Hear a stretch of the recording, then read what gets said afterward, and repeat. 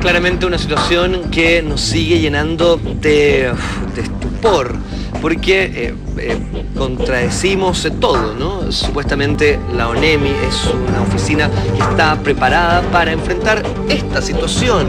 Trabajan durante gran parte de su historia y cada día para poder estar preparados y listos y atentos para esto. Estupor y cuestionamiento justamente es lo que tenemos, Sergio, y para eso tenemos en nuestro estudio a Alfonso Campuzano, ex jefe de la alerta de tsunami desde el año 85, oceanógrafo, que tiene su visión particular justamente de todo lo que tiene que haber sucedido durante estos días. Y mi primera pregunta, y también para que la gente en la casa la tenga, es ¿por qué Chile, siendo un país sísmico, no estaba preparado para lo que sucedió? ¿Cuál es su opinión? Creo que hay dos razones fundamentales. Primero, nuestras autoridades no estaban preparadas, en general no estaban preparadas, porque el tema no es un tema que sea recurrente o que se dé todos los días, y quizás porque hemos perdido, por otra parte, la conciencia sísmica, porque hubo un lapso bastante largo de tiempo en donde no hubo sismo. Sin embargo, se nos olvida que hubo un tsunami en Antofagasta en el año 95. Hasta hace muy poco, claro. Se nos olvida que en el año 60 hubo tsunami.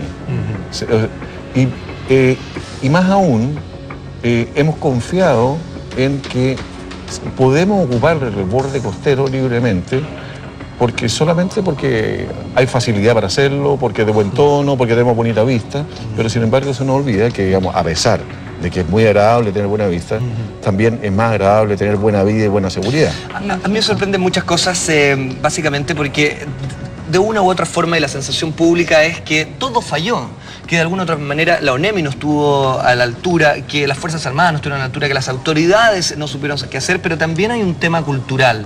Es cierto que al vivir en un país sísmico, la primera reacción de un chileno al vivir un sismo como este debiese ser tomar resguardo, protegerse en la situación y en el contexto que sea, sobre todo si está en un límite costero. ¿Eso pasa por la educación, digamos? Pasa por dos cosas. Primero, por la educación, y pasa por otra cosa, por la autorresponsabilidad. O sea, ¿qué es lo que hemos visto? Hemos visto que la gente que tenía algún grado de conciencia marítima, los pescadores, por ejemplo, sabían exactamente qué hacer. Un carabinero en Peyúgue sabía qué es lo que había que hacer y actuó sin esperar ninguna instrucción. Una niña en Juan Fernández tocó el gong y salvó mucha gente. Tal cual. O sea, la gente que vive lejos de la urbe, en contacto con la naturaleza, sí, efectivamente, se siente responsable de su vida y de las del resto. Pero hemos creado una sociedad en la cual, centralizada, urbana, en la que solamente vivimos aislados y solamente nos preocupa lo inmediatista. Y eso es una pérdida importante que, de alguna manera, nos puede explicar el por qué finalmente la gente cree que está haciéndolo bien, cuando la verdad es que lo que hemos visto no fue malo, fue pésimo.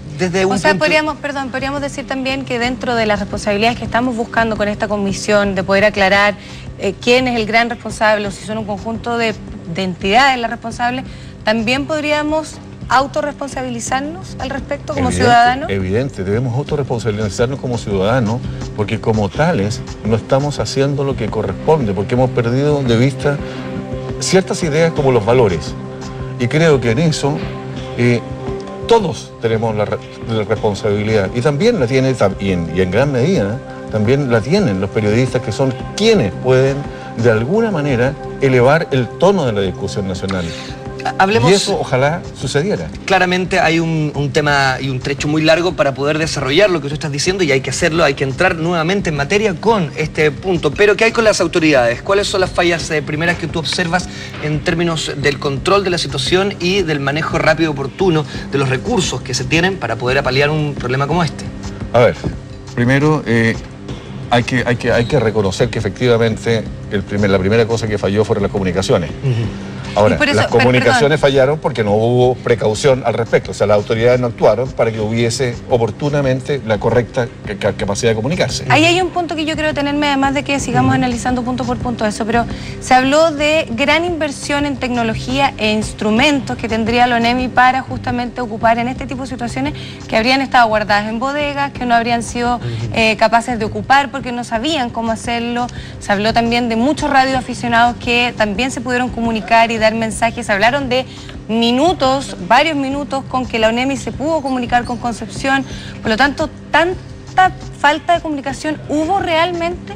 O sea, hubo suficiente falta de comunicación, yo diría, como para que las informaciones que se deben haber manejado, yo no estaba allí, ¿no es cierto?, no estaba mirando eso, las informaciones que se deben haber manejado hayan sido lo suficientemente confusas y poco confiables.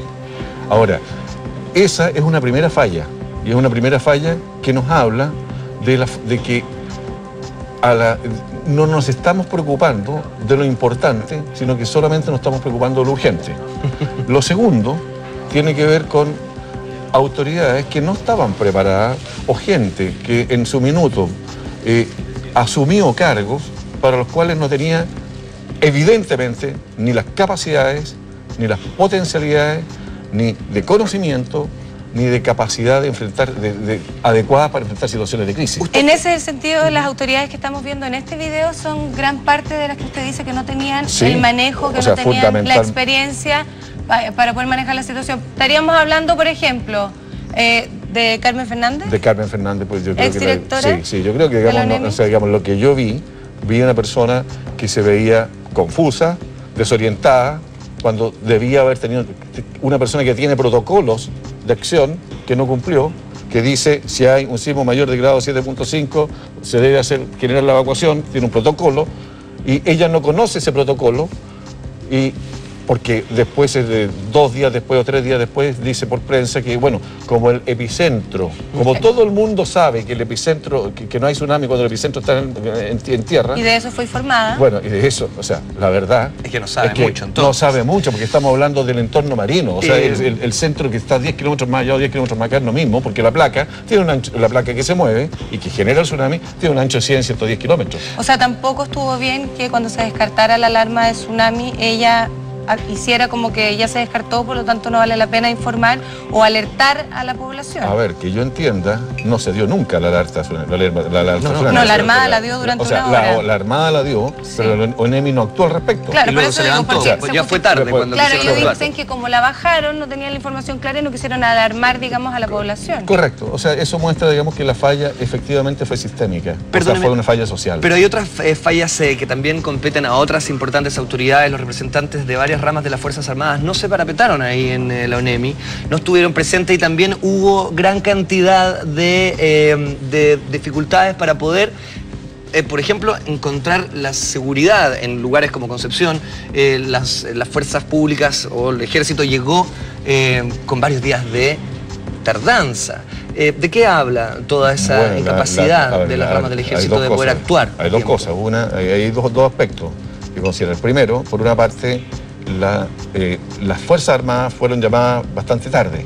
O sea, se discutió, y la verdad, se discutieron por aspectos, aparentemente por aspectos políticos, conveniencia, de imagen, claro. Se colocaron a las Fuerzas Armadas. O sea, allí ya se perdió tiempo, allí ya hubo saqueo, allí ya hubo bastante daño a la población, hubo otro tsunami cuando la gente además se siente indefensa ante Convengamos que en el terremoto del 60 las Fuerzas Armadas se tomaron todas las ciudades de inmediato. Bueno, eso significó que, digamos, lo que pasa, digamos, había otra persona en la presidencia de la República, había con otra personalidad, Alessandri, con otra personalidad, con otros criterios, era otra época, las órdenes se cumplían de inmediato y no se discutían.